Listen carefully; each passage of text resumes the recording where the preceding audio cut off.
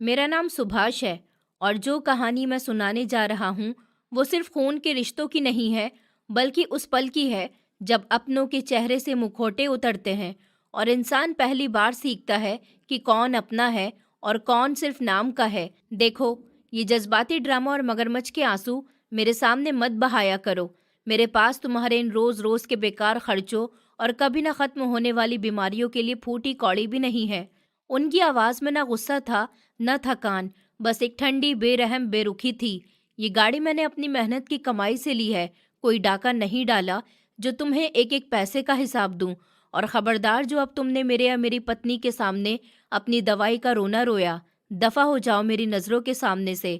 मेरे इस खुशी के मौके को मनहूस मत बनाओ। इतना कहकर मेरे भाई ने नफरत से मेरा कमजोर हाथ झटक दिया। गाड़ी की चाबी उंगली में घुमाते हुए उसने मुंह दूसरी तरफ फेर लिया। वो शब्द किसी तेज धारदार वाले चाकू से कम नहीं थे। उन्होंने मेरे वजूद को किरची किरची कर दिया। वो मेरा सगा भाई था, वही भाई जिसके लिए पापा ने अपनी ख्वाहिशों का गला घोट दिया था, और आज वही मुझे अपनी चमचमाती गाड़ी के टायरों तले कुचल रहा था। मेरे जिस्म में ठंड की एक तेज लहर दौड़ गई। मैं अपनी फटी फटी यकीन से खाली आंखों से अपने खून को सफेद होते हुए देख रहा था। रिश्तों का ये रंग मेरे लिए बिल्कुल नया था और बहुत ज्यादा खौफनाक। ये मेरी जिंदगी का वो मोड़ था जहां से सब कुछ बदलने वाला था, जहां मुझे अपने और पराई की असली तमीज होने वाली थी। लेकिन इस दर्दनाक कहानी की शुरुआत यहाँ से नहीं होती। गुजरे हुए वक्त के कुछ लम्हे अब भी बाकी हैं। मैं सुभाष हूँ। हम दो भाई थे और हमारी एक बहन भी थी, और माँ का प्यार तो शायद मेरे नसीब में लिखा ही नहीं था। मुझे जन्म देते ही वो इस दुनिया से चली गई थी। मुझे अपनी माँ का चेहरा तक नहीं पता, क्योंकि मेरे इस दुनिया में आते वो मुझे छोड़कर जा चुकी थी। लेकिन माँ और बाप दोनों का प्यार मेरे पापा ने हमें अकेले ही दिया था।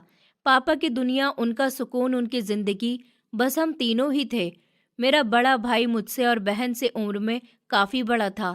पापा उसे दीवानों की तरह चाहते थे, शायद इसीलिए कि वो उनकी पहली औलाद था और माँ की आखिरी निशानी भी। उन्होंने भाई की हर जायज़ हर नाजायज़ ख्वाहिश को हमेशा हुक्म का दर्जा दिया, और शायद यहीं से इस कहानी की नींव रखी गई थी। भाई ने जब अपनी पढ़ाई पूरी करी तो पापा ने अपनी उम्र भर की जमा पूंजी, जो उन्होंने अपने रिटायरमेंट के लिए रखी हुई थी, वो लगाकर उनका एक अच्छा खासा कारोबार शुरू करवा दिया।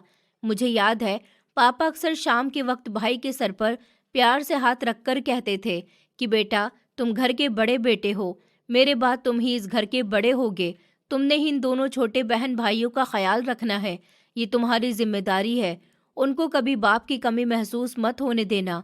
भाई भी उस वक्त बहुत कहना मानने वाले थे, और वो पापा को प्यार भरी नजरों से देखकर कहते कि पापा, आप ये कैसी बातें करते हैं?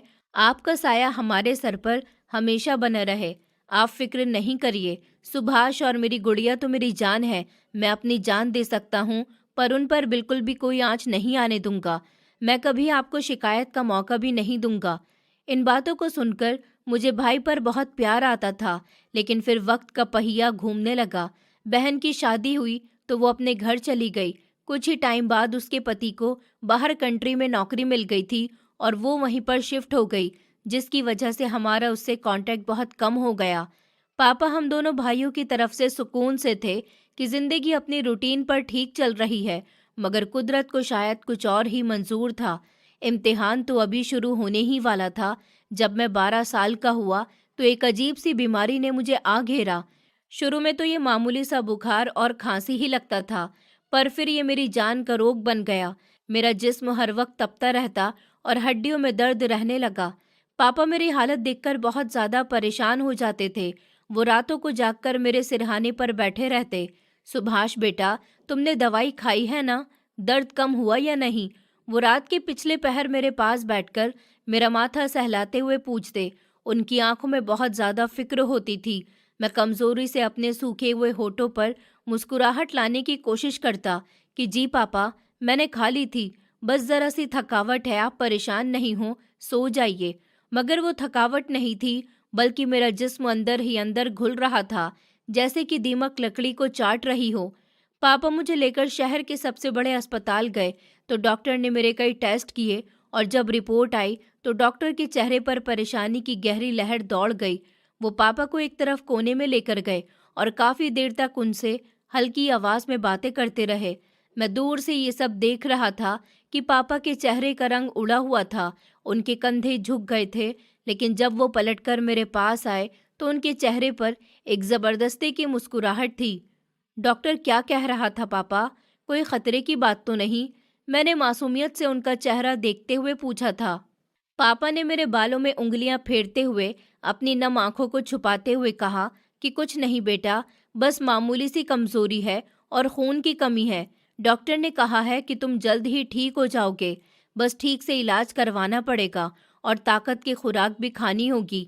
मैं बच्चा था, पापा पर अंधा भरोसा करता था, इसलिए पापा की बात पर यकीन कर लिया। पर मुझे क्या खबर थी कि पापा मुझसे क्या छुपा रहे हैं और उनके दिल पर उस वक्त क्या गुजर रही है। ऐसे ही वक्त गुजरता गया और मेरा इलाज चलता रहा। महंगी दवाइयाँ, इंजेक्शन और डॉक्टरों की फीस। पापा की जेब भारी पड़ने लगी, लेकिन उन्होंने कभी भी मेरे सामने उफ तक नहीं करी। मैं बिस्तर पर लेटा हुआ अक्सर सोचता कि मैं पापा पर कितना बोझ बन गया हूँ। मेरी वजह से वो सुकून का सांस भी नहीं ले पाते हैं। पापा, मैं भी भाई की तरह पढ़ना चाहता हूँ, कुछ बनना चाहता हूँ, आपका सहारा बनना चाहता हूँ। मैंने पापा से एक दिन अपनी किताबों को देखते हुए कहा था, तो पापा ने मेरी आंखों में तैरते हुए आंसू को देखकर मेरा कमजोर हाथ पकड़ लिया और उनको चूमते हुए बोले कि मेरा शेर बेटा जरूर पढ़ेगा, तुम बस जल्दी से सेहतमंद हो जाओ, फिर देखना तुम भाई से भी बड़े आदमी बनोगे। तुम्हारी कामयाबी के लिए मैं कुछ भी करूंगा, पर वक्त बहुत बेरहम और जालिम होता है। इंसान सोचता कुछ और होता कुछ और है। एक दिन पापा अचानक से सीने में बहुत तकलीफ की शिकायत करने लगे।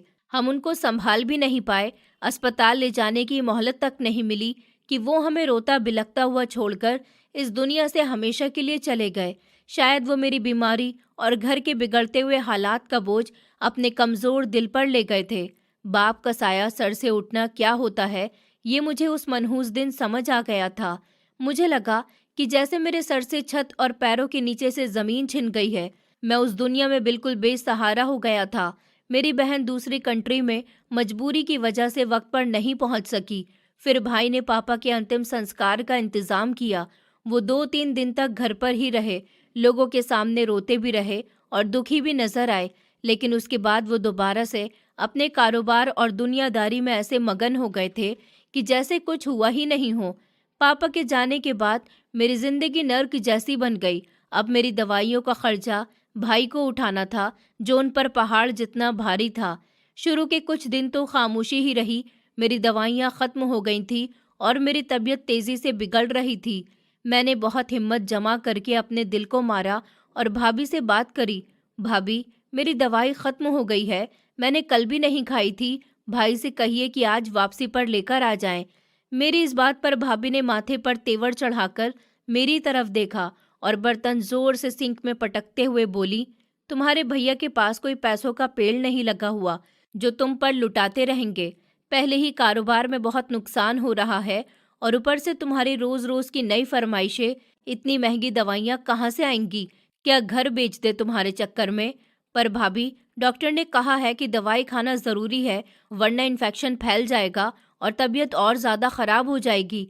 मैंने तकरीबन रोते हुए कहा था, तो मैं क्या करूं? खुद कमाओ और अपनी दवाइयाँ खरीदो। सारा दिन नवाबों की तरह चारपाई पर पड़े रहते हो और बस बैठे हुए ऑर्डर देते रहते हो। अच्छे खासे हट्टे कट्टे हो, कुछ काम क्यों नहीं कर लेते?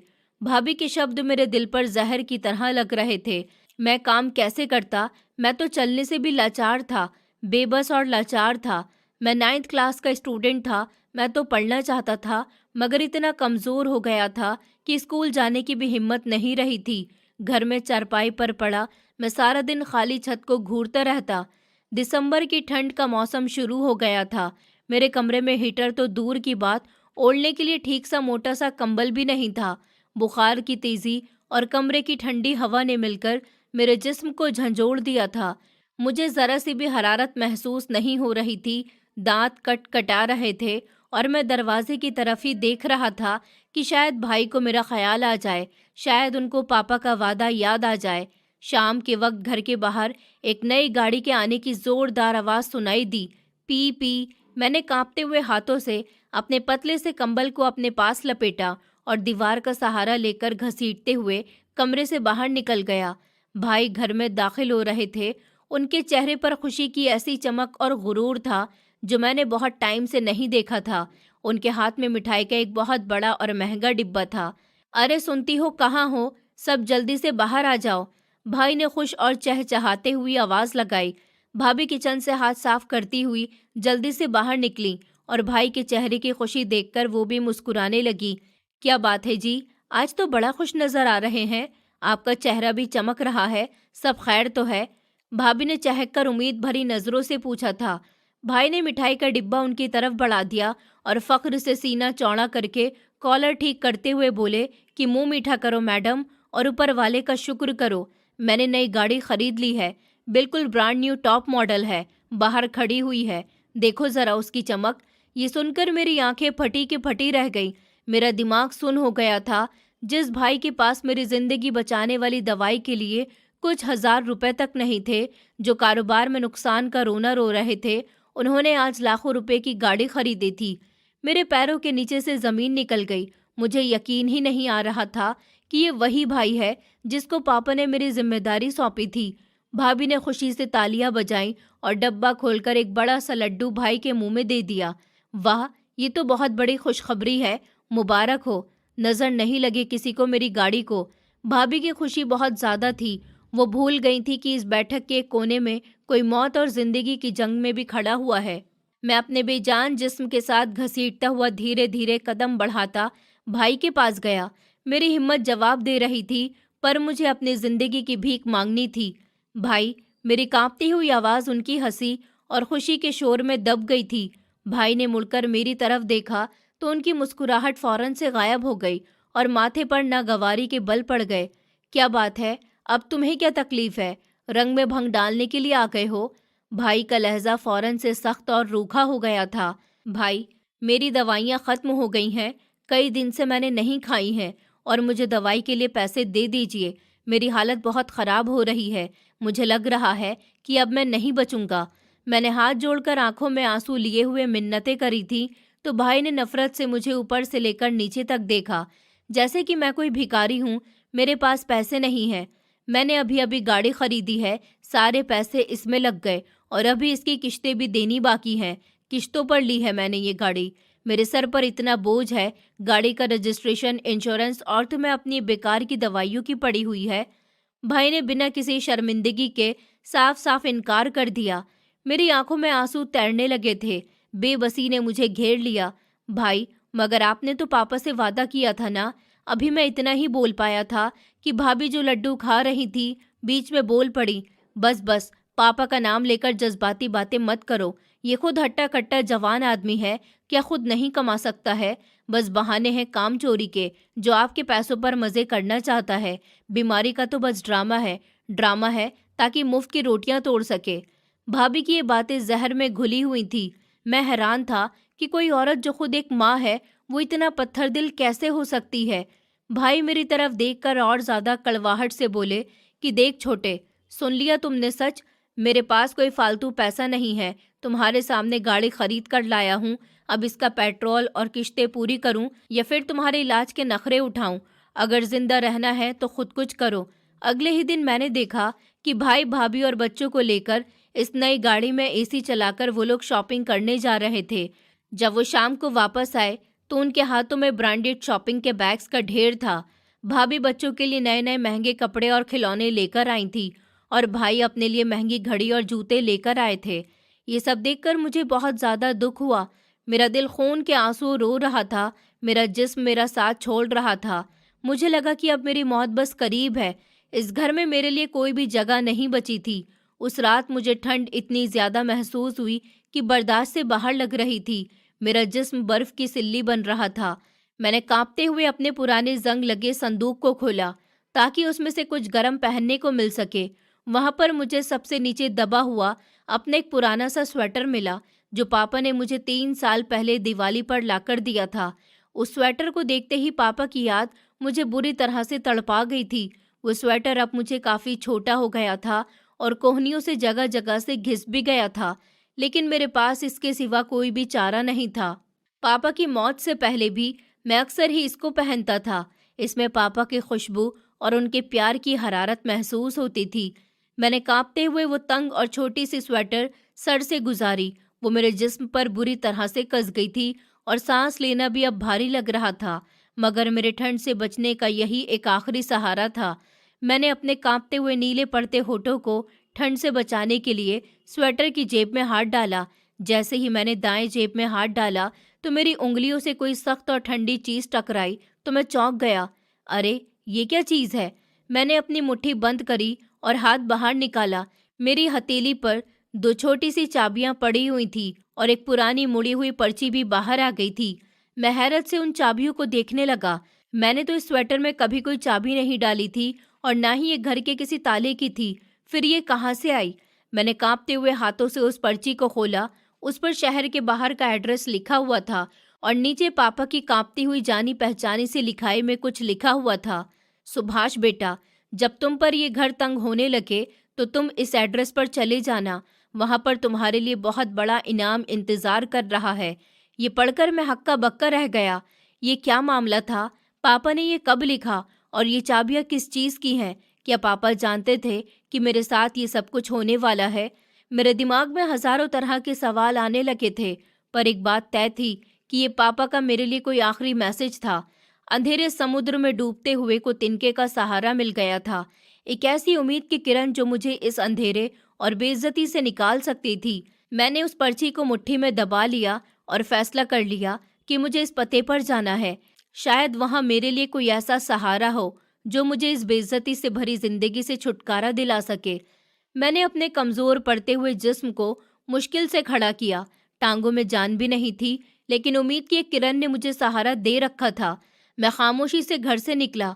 भाई और भाभी अपने कमरे में थे और उनकी बातों की आवाज आ रही थी। शायद वो अपनी नई गाड़ी और आने वाले कल के बारे में कुछ बातें कर रहे थे। मैंने एक नज़र उस घर के ऊपर डाली जहां मेरा बचपन गुजरा था। फिर मैं दरवाज़ा खोलकर बाहर निकल आया। बाहर ठंड बहुत ज्यादा थी। मैंने एक रिक्शा वाले को हाथ हिलाकर रोका और उससे कहा कि ये एड्रेस कहाँ का है भाई। मैंने पर्ची को उस रिक्शा वाले की तरफ बढ़ाया तो रिक्शा वाले ने पर्ची को गौर से देखा और फिर मुझे सर से पांव तक देखने लगा। मेरी हालत बहुत ख़राब हो रही थी। बेटा, ये तो शहर से बाहर पुराने इलाके का एड्रेस है। वहां तक जाने के लिए पैसे ज़्यादा लगेंगे, उसने मुझसे रूखे हुए लहजे में कहा था। मेरे पास 100 रुपये हैं चाचा, मेरी मदद कर दीजिए। मुझे वहां पर जाना बहुत ज़रूरी है। मैंने अपनी मुट्ठी खोलकर उसको दिखा दिए थे। फिर रिक्शा वाले ने कुछ लम्हे सोचा। शायद उसको मेरी हालत पर तरस आ गया था। अच्छा ठीक है बेटा, बैठ जाओ। मैं उस रिक्शा में बैठ गया था। सफ़र काफ़ी लंबा था और थका देने वाला था। ठंडी हवा रिक्शा के पर्दों से छनकर अंदर आ रही थी और मेरी हड्डियों में घुस रही थी। मैंने अपना वो पुराना सा स्वेटर और कसकर लपेट लिया। ये स्वेटर पापा की निशानी थी और अब यही मेरा आखिरी सहारा भी। फिर तकरीबन 1 घंटे के सफ़र के बाद रिक्शा एक पुरानी सी खामोश कॉलोनी में जाकर रुक गया। ये लो बेटा, तुम्हारी मंजिल आ गई है। रिक्शा वाले ने एक मकान की तरफ इशारा किया तो मैं रिक्शा से उतरा और किराया देकर उस मकान के सामने खड़ा हो गया। ये एक छोटा सा लेकिन पक्का मकान था।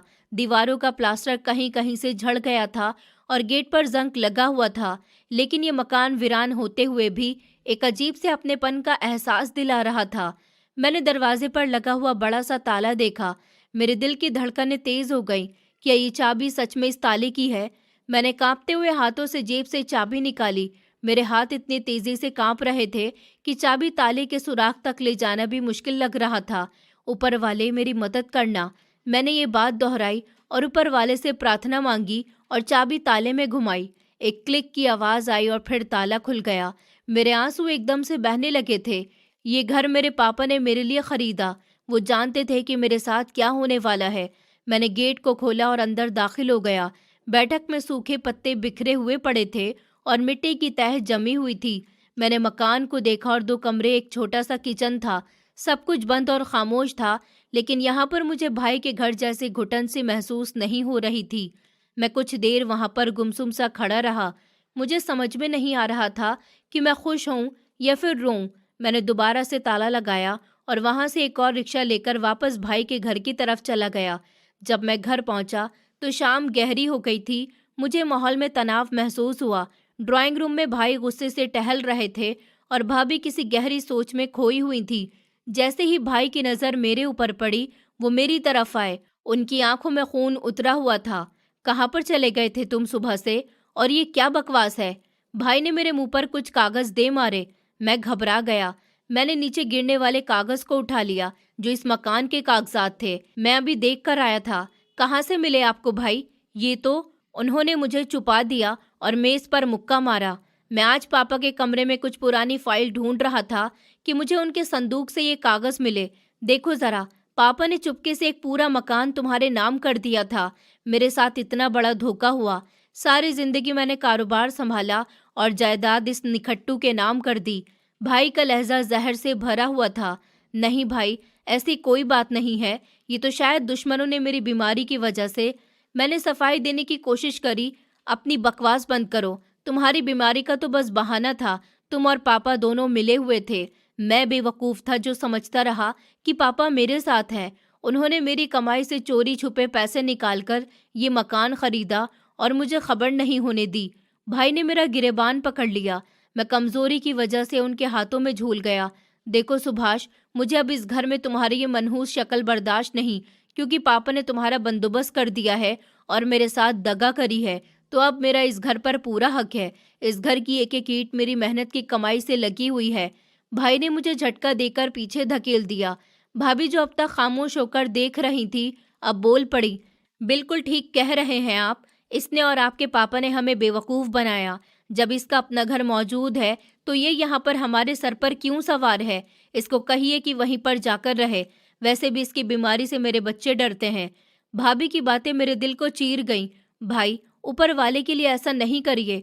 मैं अकेला हूँ, वहाँ पर कैसे रहूँगा? मेरी हालत तो देखिए। मैं तो चलने फिरने से भी परेशान होता हूँ। मैंने रोते हुए भाई के पाँव पकड़ने की कोशिश करी। हमें उससे क्या, ये तुम्हारी अपनी परेशानी है। जब मकान अपने नाम करवाते हुए शर्म नहीं आई थी, तो अब वहाँ पर रहने में क्या परेशानी? चलो निकलो मेरे घर से अभी और इसी वक्त। उन्होंने मुझे ठोकर मारी। मुझे यकीन नहीं आ रहा था कि ये वही भाई है जिनके कंधों पर बैठकर मैंने अपना बचपन गुजारा था। दौलत और जायदाद की हवस ने खून को इतना ज्यादा सफेद कर दिया था कि उनको मेरा मरता हुआ वजूद भी नजर नहीं आ रहा था। मैं उठा, अपनी आंखों से बहते हुए आंसू साफ करते हुए कहा कि ठीक है भाई, अगर आपका फैसला यही है तो मैं चला जाता हूँ। पापा ने शायद ये मकान इसी दिन के लिए खरीदा होगा, क्योंकि वो आपको आपसे बेहतर जानते थे। मैंने हल्की आवाज में कहा, ज्यादा बातें मत बनाओ और अपना सामान उठाओ और यहाँ से दफा हो जाओ। भाई ने नफरत से मुंह फेर लिया था। मैं अपने कमरे में गया। मेरा सामान ही क्या था, कुछ पुराने से कपड़े और पापा की कुछ निशानियां। मैंने छोटे से बैग में अपने कपड़े डाले। इस घर के दरो दीवार मुझे बेबसी से देख रहे थे।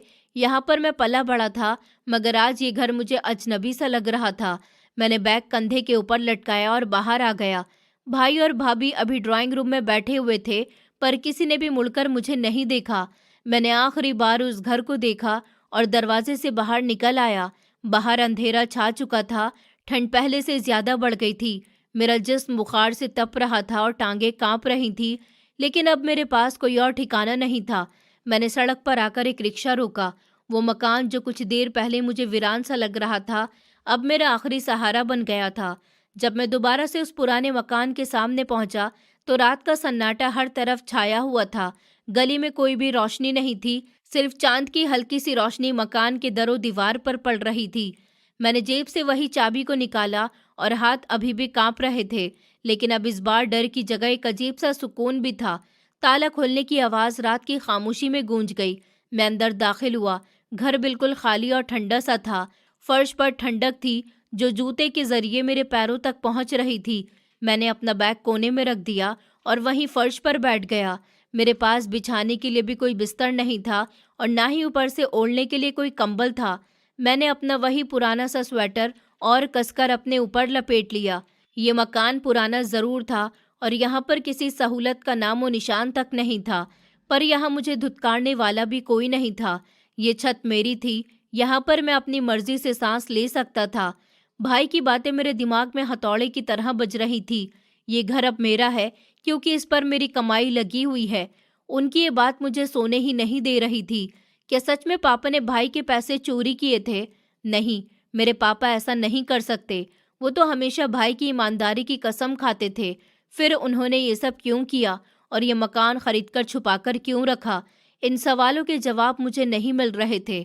लेकिन मुझे क्या पता था कि इस वीरान घर में सिर्फ खाली दीवारें नहीं हैं, बल्कि पापा ने मेरे लिए यहाँ कुछ और भी छुपा कर रखा है।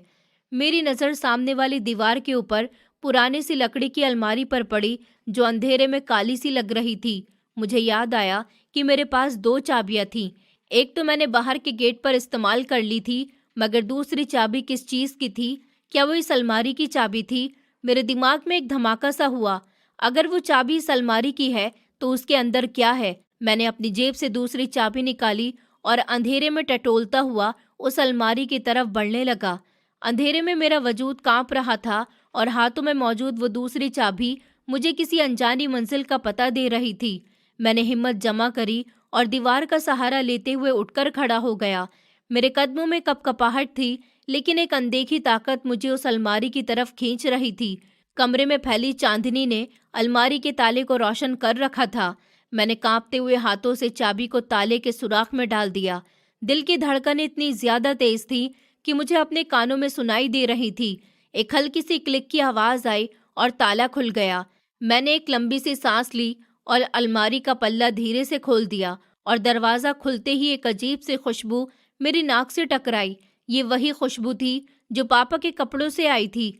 मैंने अपनी जेब से माचिस निकाली जो मैंने मोमबत्ती जलाने के लिए रखी हुई थी और एक तीली जलाकर अलमारी के अंदर रोशनी करी। जैसे ही रोशनी अलमारी के अंदर पड़ी तो मेरी आंखें हैरत और सदमे से फटी की फटी रह गईं। अलमारी के निचले खाने में नोटों की गड्डियां रखी हुई थी। इतनी बड़ी रकम मैंने जिंदगी में कभी एक साथ नहीं देखी थी। ये लाखों रुपए थे जो शायद पापा ने बूंद बूंद करके जमा किए थे। मगर उससे भी ज्यादा हैरान कर देने वाली चीज वो कागजात थे जो ऊपर वाले खाने में एक फाइल में बंधे हुए थे। मैंने कांपते हुए हाथों से वो फाइल उठाई और वहीं पर जमीन पर बैठ गया।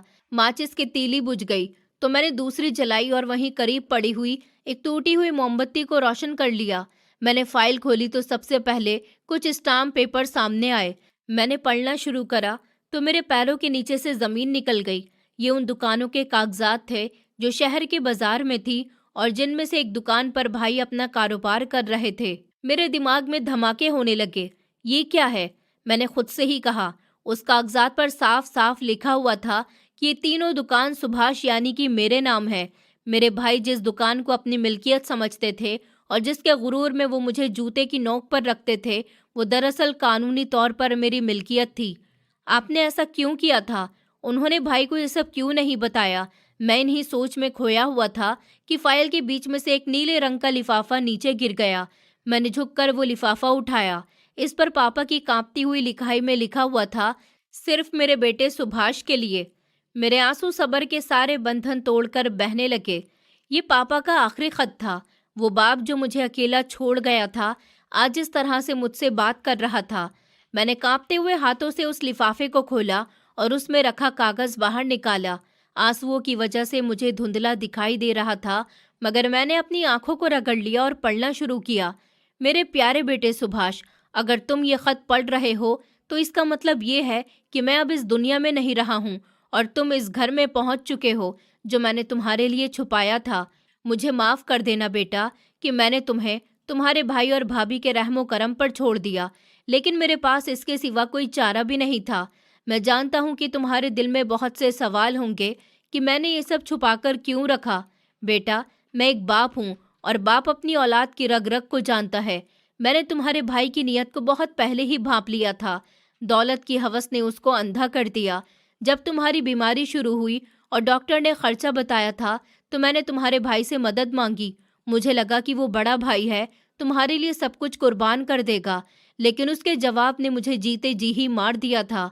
मैं खत पढ़ते पढ़ते रुक गया। मेरा दिल मुट्ठी में जकड़ा हुआ सा लग रहा था। पापा ने आगे लिखा था कि जब मैंने उसको कहा कि सुभाष का इलाज करवाना है, पैसों की ज़रूरत है, तो उसने साफ कह दिया था कि पापा, उसके ऊपर पैसा लगाना बर्बादी है।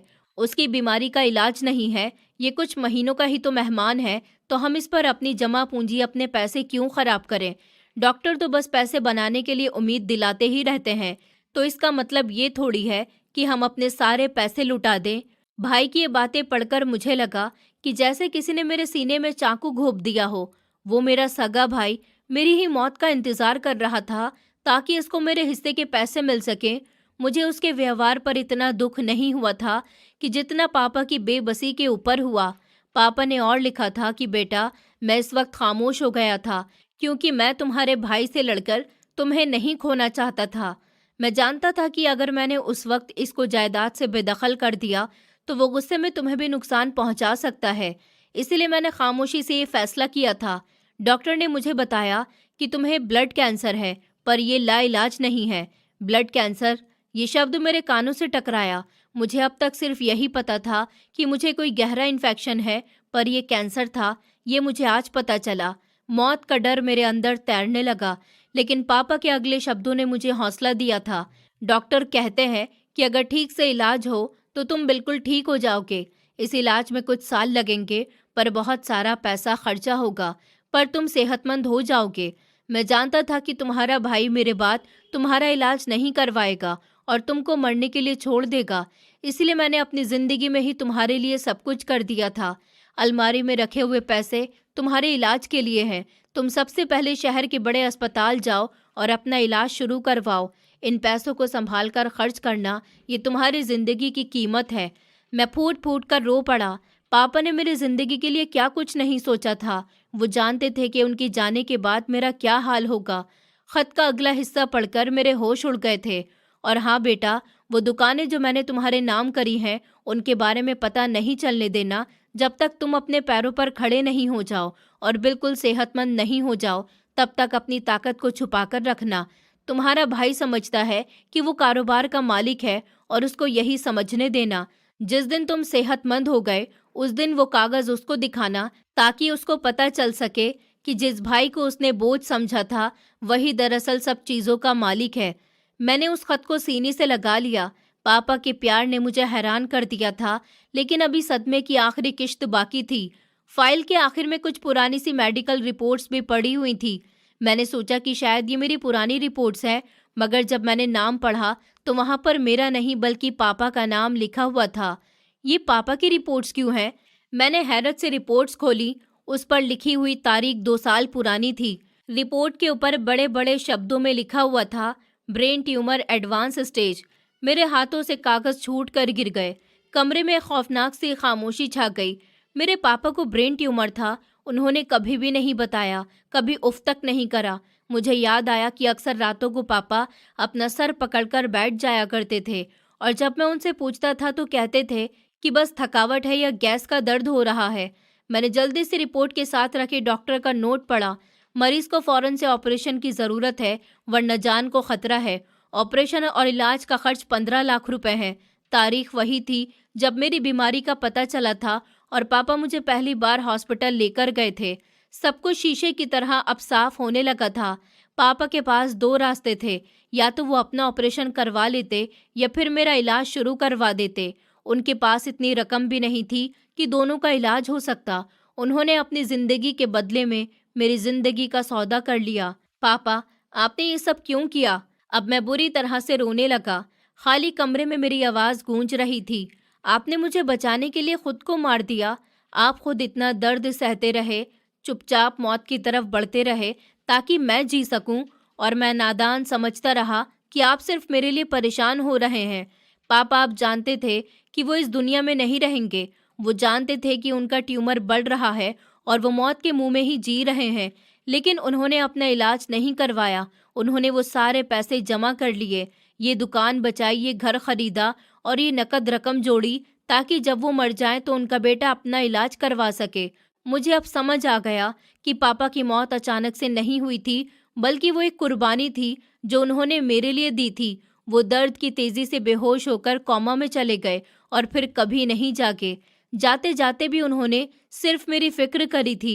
मेरे इलाज और मेरी जिंदगी भर का वसीला बन गए। मेरा कलेजा फट रहा था।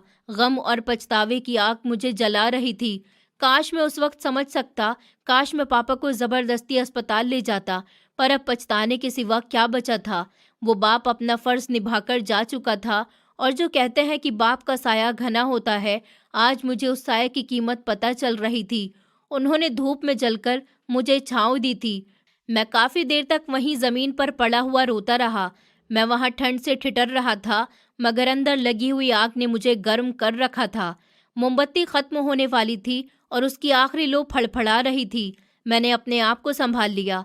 मैं अब रोऊंगा नहीं। मुझे पापा की कुर्बानी को बेकार नहीं जाने देना। उन्होंने ये सब इसलिए किया था कि मैं जी सकूं। अगर मैंने ही हिम्मत हार ली तो उनकी आत्मा को तकलीफ पहुंचेगी। मैंने अपने आंसू साफ करे और अलमारी से पैसे निकाल लिए। मैंने कसम खाई कि मैं अपना इलाज करवाऊंगा। मैं उस कैंसर को मार दूंगा, क्योंकि मेरी रगों में अब सिर्फ खून नहीं बल्कि मेरे पापा की कुर्बानी दौड़ रही है। मैंने सब कागज और पैसे ध्यान से वापस फाइल में रख लिए और उस अलमारी को लॉक कर दिया। ये चाबी अब मेरी जिंदगी थी। रात के पिछले पहर जब बाहर कुत्तों के भौंकने की आवाज आ रही थी, मैं उस पुराने और वीरान से घर में अकेला था। लेकिन अब मैं खुद को अकेला महसूस नहीं कर रहा था। पापा की यादें और उनका हौसला मेरे साथ था। मुझे अपने भाई पर बहुत ज्यादा गुस्सा आ रहा था। वो इंसान जिसने पैसों की खातिर खूनी रिश्तों को भी नहीं देखा, वो आज भी इस धोखे में जी रहा था कि वो जीत गया है, पर उसको ये खबर ही नहीं थी कि वो सब कुछ हार चुका है।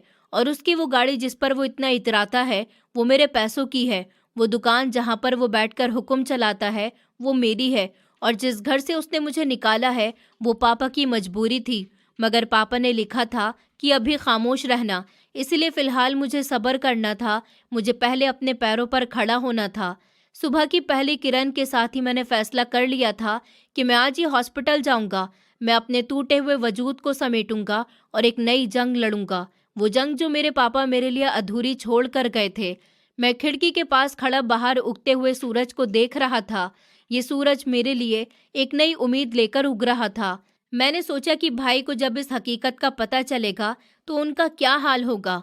वो भाई जो अभी कुछ घंटे पहले मुझे नफरत से देख रहे थे और कह रहे थे कि मेरे पास पैसे नहीं हैं, जब उनको पता चलेगा कि वो जिस दुकान से रोटी खा रहे हैं वो मेरा है, तो उनके गुरूर का क्या बनेगा।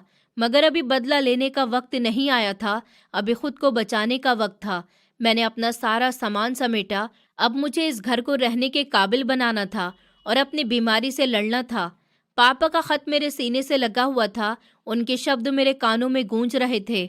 जो बाप मरकर भी औलाद का सहारा बन जाए, वो कभी मरता नहीं। ये बात मुझे आज समझ आ गई थी।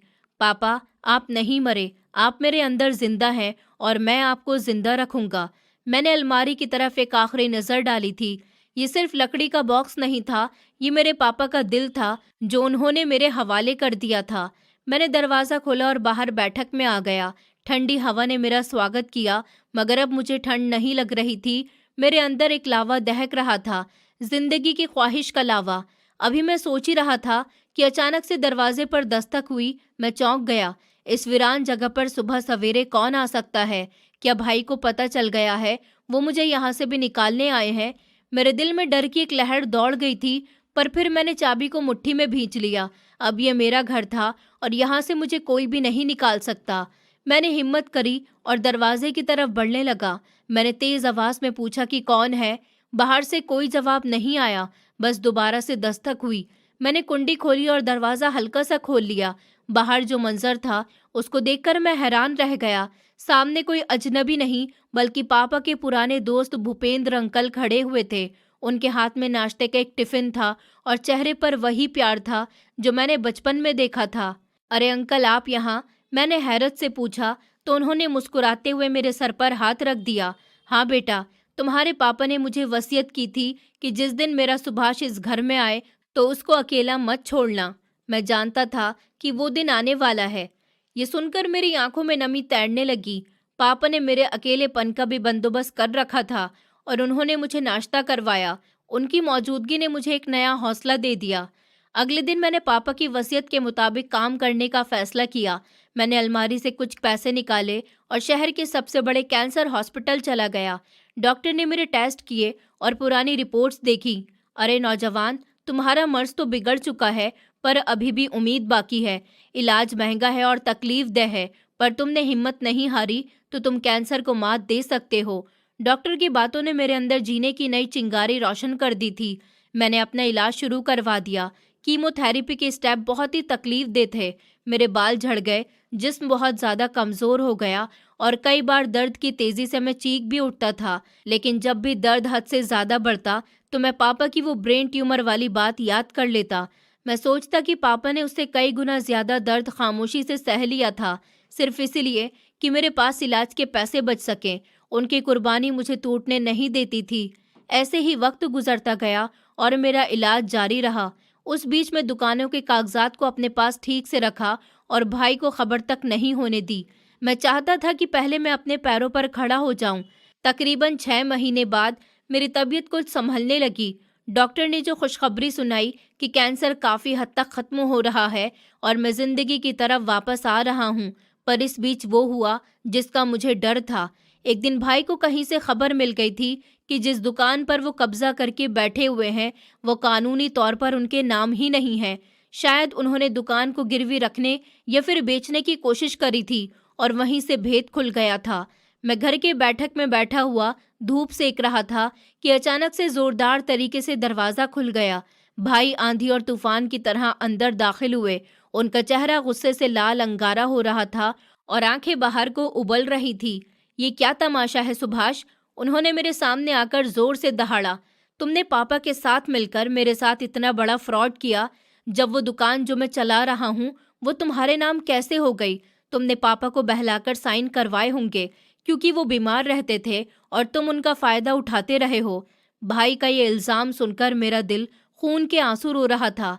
अभी भी दौलत की हवस में वो अंधे थे। मैं अपनी जगह से उठ गया और सुकून से बोला कि भाई, मैंने पापा को नहीं बहकाया था। ये पापा का खुद का फैसला था और आप जानते हैं कि उन्होंने ऐसा क्यों किया था? क्यों किया? ताकि मुझ जैसे मेहनती बेटे का हक मारकर तुम जैसे निखट्टे और बीमार को दे सकें। भाई ने नफरत से कहा। मैं कमरे में गया और वो फाइल उठाकर लाया जिसमें पापा की और मेरी मेडिकल रिपोर्ट्स थीं। मैंने निकालकर भाई के सामने मेज़ पर रख दी। ये देखिए भाई, ये पापा की रिपोर्ट्स हैं। जिस वक्त मेरे ब्लड कैंसर का पता चला था उसी वक्त पापा को ब्रेन ट्यूमर का भी अंदेशा हो गया था। डॉक्टर ने कहा था कि उनका इलाज हो सकता है, पर उन्होंने मना कर दिया था। भाई ने चौंक कर मेरी तरफ देखा और रिपोर्ट हाथ में लिए जैसे जैसे वो पढ़ते गए तो उनके चेहरे का रंग फीका होता चला गया। पापा ने अपना इलाज नहीं करवाया। उन्होंने दर्द सहा अपनी मौत का इंतज़ार किया था कि वो पैसे बचा सके, जो पैसे आज मेरी ज़िंदगी बचा रहे हैं। उन्होंने दुकान मेरे नाम इसलिए करी क्योंकि आपने साफ कह दिया था कि सुभाष का इलाज करवाना पैसे को बेकार में खर्च करना है। मेरी आवाज़ रोनेहार हो गई। भाई पत्थर की मूरत की तरह हैरान खड़े हुए थे। उनके हाथ से कागजात छूटकर गिर गए। ये झूठ है, पापा ऐसा नहीं कर सकते। उनकी आवाज़ में कपकपाहट थी। ये सच है भाई, वो दुकान मेरी है, वो पैसा मेरा है और ये ज़िंदगी जो अब मेरी रगों में दौड़ रही है ये पापा की देन है। भाई कुछ देर खामोश खड़े रहे, फिर अचानक से उनका गुस्सा दोबारा से लौट आया। शायद शर्मिंदगी को छुपाने का ये उनका तरीका था। ठीक है, अगर कागजात तुम्हारे पास है तो रखो अपने पास। मैं कोर्ट जाऊंगा, केस करूंगा। मैं देखता हूं कि तुम मुझसे मेरा हक कैसे छीन सकते हो। भाई पैर पटकते हुए वहां से चले गए, मगर कुदरत का इंसाफ बहुत बेआवाज होता है। भाई ने मुझ पर केस करने की कोशिश करी, पर कागजात इतने पक्के थे कि कोई वकील उनका केस लेने को तैयार नहीं हुआ। दूसरी तरफ उनके कारोबार पर सवाल उठा। शायद ये पापा की बद्दुआ नहीं थी, बल्कि उनकी अपनी नियत का फितूर था, जिसने उनके काम से फ़ायदा ही ख़त्म कर दिया था और नुकसान ही नुकसान हो रहा था। जिस दुकान के लिए वो लड़ रहे थे वो बंद हो गई। ग्राहकों ने आना छोड़ दिया। जिससे उन्होंने कर्ज लिया था उन्होंने उनके दरवाजे पर दस्तक देनी शुरू कर दी और नौबत यहाँ तक आ गई कि उनको वो नई गाड़ी बेचनी पड़ गई जिस पर वो इतना ज़्यादा इतराते थे। उनकी शान और शौकत देखते ही देखते मिट्टी में मिल गई और उधर मेरी ज़िंदगी धीरे धीरे पटरी पर लौट रही थी। इलाज के 1 साल पूरे होते होते डॉक्टर ने मुझे वो दिन दिखाया जिसका मैं हर रात सपना देखता था। रिपोर्ट मेरे हाथ में थी और शब्द साफ साफ लिखे थे कि मैं अब खतरे से बाहर हूँ। मेरी आंखें भर आईं। मैंने सबसे पहले पापा की तस्वीर के आगे सर झुकाया। पापा, आपकी कुर्बानी रंग ले आई है। आपका बेटा बच गया। मैं अब कमज़ोर नहीं था। शरीर पर सुइयों के निशान थे, सिर पर बाल कम थे, मगर आत्मा मजबूत हो चुकी थी। मैंने दुकान दोबारा शुरू करवाई, इस बार ईमानदारी और मेहनत से। भूपेंद्र अंकल भी मेरे साथ थे। उन्होंने मुझे कारोबार के हर उतार चढ़ाव में संभाला। धीरे धीरे हालात बदले, ग्राहक लौटने लगे, आमदनी शुरू हो गई और सबसे बड़ी बात, मेरा आत्मविश्वास वापस आ गया। एक दिन भाई फिर सामने आए। इस बार उनके चेहरे पर ना गुस्सा था ना घमंड, बस आंखों में थकान और पछतावा साफ दिख रहा था। सुभाष, उन्होंने भारी आवाज में कहा, मैं हार गया हूँ। मैंने उन्हें कुर्सी पर बैठने का इशारा किया। दिल में कड़वाहट थी, मगर पापा की सीख उससे बड़ी थी। हार जीत से कुछ नहीं होता भाई, मैंने शांत लहजे में कहा, गलत और सही से होता है। उन्होंने सर झुका लिया। मुझसे बहुत बड़ी गलती हो गई। पैसे के पीछे मैं अंधा हो गया था। मैंने गहरी सांस ली और कहा, पापा चाहते थे कि हम भाई बने रहें। दुकान मेरी है, अगर तुम मेहनत करना चाहो तो साथ काम कर सकते हो। शर्त सिर्फ एक ही है, ईमानदारी। ये सुनकर भाई की आंखों से आंसू गिर पड़े। शायद पहली बार उन्हें अपने किए का सच समझ आया था। उस रात में छत पर खड़ा हुआ आसमान को देख रहा था। वही तारे, वही चांद, मगर मैं अब वही इंसान नहीं था। बीमारी ने मुझे तोड़ा नहीं बल्कि मजबूत बना दिया। पापा की कुर्बानी मेरी ताकत बन चुकी थी। आज मैं जिंदा हूँ, सिर्फ सांसों की वजह से नहीं, बल्कि इसलिए क्योंकि मेरे अंदर एक पिता की मोहब्बत धड़क रही है। और सच ही कहा है, जो पिता मरकर भी औलाद का सहारा बन जाए वो कभी मरता नहीं। और आगे की कहानी यहीं खत्म नहीं हुई थी। ये तो बस एक नए मोड़ की शुरुआत थी। अगले कुछ महीनों में मेरी सेहत पूरी तरह संभल गई। डॉक्टर्स ने साफ कह दिया था कि अगर मैं ऐसे ही सावधानी रखूं और समय समय पर जांच करवाता रहूं तो इस बीमारी के दोबारा लौटने की संभावना बहुत कम है। उस दिन जब मैंने आखिरी खुराक दवाई ली तो मेरी आंखें फिर भर आई थी। ये आंसू दर्द के नहीं थे, ये तो जीत के आंसू थे। मैंने पापा के नाम से एक छोटा सा ट्रस्ट शुरू किया, राम स्वरूप फाउंडेशन, उसी अस्पताल में जहां मेरा इलाज हुआ था। मैं उन मरीजों की मदद करने लगा जिनके पास इलाज के पैसे नहीं थे। हर बार किसी ज़रूरतमंद को मदद करते वक्त मुझे लगता कि जैसे पापा मेरे कंधे पर हाथ रखकर कह रहे हों, शाबाश बेटा। अब मेरे बड़े भाई भी धीरे धीरे बदलने लगे। शुरुआत में उनके लिए मेरे साथ काम करना आसान नहीं था, मगर मेहनत और ईमानदारी ने उनके अंदर के घमंड को तोड़ दिया। एक दिन उन्होंने खुद स्वीकार किया कि अगर पापा जिंदा होते तो मुझे माफ़ कर देते, पर शायद उन्होंने तुम्हें इसलिए चुना क्योंकि तुम उनका दर्द समझ सकते थे। मैंने कुछ नहीं कहा, बस मन ही मन पापा को याद कर लिया। एक शाम में दुकान बंद कर रहा था, तभी भूपेंद्र अंकल ने कहा, सुभाष, तुमने सिर्फ अपनी जिंदगी नहीं बचाई, तुमने अपने परिवार को भी बचा लिया। उस रात में बहुत देर तक पापा की तस्वीर के सामने बैठा रहा। पापा, मैंने धीमी आवाज में कहा कि आपने जो सपना देखा था मैं उसे ही जी रहा हूँ। आपने मुझे सिर्फ जिंदगी नहीं दी बल्कि जीने का मकसद भी दिया। आज जब मैं पीछे मुड़कर देखता हूँ तो समझ आता है कि कैंसर मेरी सबसे बड़ी बीमारी नहीं थी, सबसे बड़ी बीमारी थी बेबसी और उसका इलाज था हिम्मत। पापा की कुर्बानी ने मुझे सिखा दिया कि जिंदगी सिर्फ अपने लिए नहीं होती और शायद इसी का नाम विरासत होता है, खून से नहीं संस्कारों से मिलने वाली विरासत।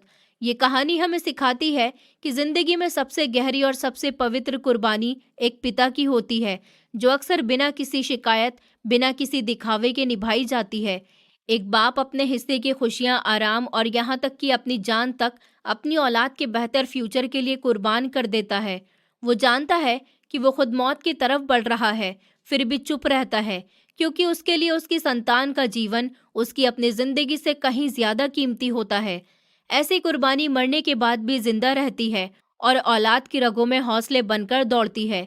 असली बीमारी सिर्फ शरीर की नहीं होती बल्कि मन की बेबसी और हार मान लेने की सोच होती है। जब इंसान ये मान लेता है कि अब कुछ नहीं हो सकता, तब वो अंदर से मरने लगता है। लेकिन जब वही इंसान किसी की कुर्बानी, किसी के विश्वास और अपने जीने के मकसद को याद करता है, तो वो टूटे हुए वजूद को भी समेट कर खड़ा हो सकता है। हिम्मत, सब्र और मेहनत मिलकर असंभव को भी संभव बना देते हैं। ये कहानी घमंड और लालच की सच्चाई भी सामने लाती है। दौलत के पीछे अंधा इंसान रिश्तों की कीमत भूल जाता है और अंत में वही दौलत उससे सब कुछ छीन लेती है। इसके उलट ईमानदारी और मेहनत भले ही देर से रंग लाए, लेकिन उनका फल हमेशा मीठा होता है। जिंदगी सिर्फ अपने लिए नहीं होती। जो इंसान अपने दर्द से सीख लेकर दूसरों के काम आता है, वही सच्ची विरासत छोड़ता है। विरासत खून से नहीं बल्कि संस्कारों, त्याग और इंसानियत से बनती है। दोस्तों, उम्मीद करती हूँ आपको हमारी कहानी पसंद आई होगी। कहानी पसंद आई है तो वीडियो को लाइक करें, चैनल पर नए हैं तो चैनल को सब्सक्राइब करें और हाँ, नोटिफिकेशन बेल को ज़रूर दबाएं ताकि अगली अपडेट सबसे पहले आपको मिले।